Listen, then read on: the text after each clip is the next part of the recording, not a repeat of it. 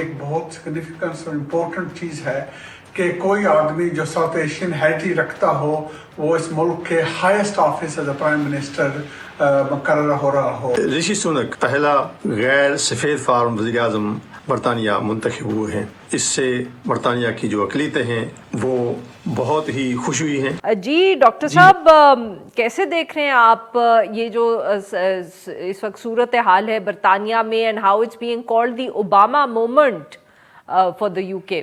نہیں یار، Obama moment نہیں ہے یہ۔ آئی تھنک یہ کلیرنس تھامس مومنٹ۔ سر بڑا آپ نے لمبا اس کو کھینچ کے نکالا، you were thinking about it for a moment ہے۔ آئی ایم سوری، مجھے یقیناً ایک انٹرسٹ بہت امپورٹنٹ مومنٹ بھی ہے، لیکن یہ جو ہے سونک از ناٹ اوباما۔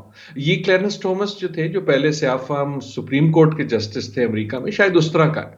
سو ان کی پالیٹکس کے حوالے سے میں کہہ رہا ہوں، آئی تھنک اگر مجھے اجازت دیں، it is an important moment کہ برطانیہ میں یہ بیریئر ٹوٹا، اور جب بھی کوئی بیریئر ٹوٹتا ہے، چاہے وہ کسی مائنورٹی کے حوالے سے ہو، کسی امیگرنٹ کمیونٹی کے حوالے سے ہو، خواتین کے حوالے سے ہو، تو اس کی وہ ایک ویلیو ہوتی ہے۔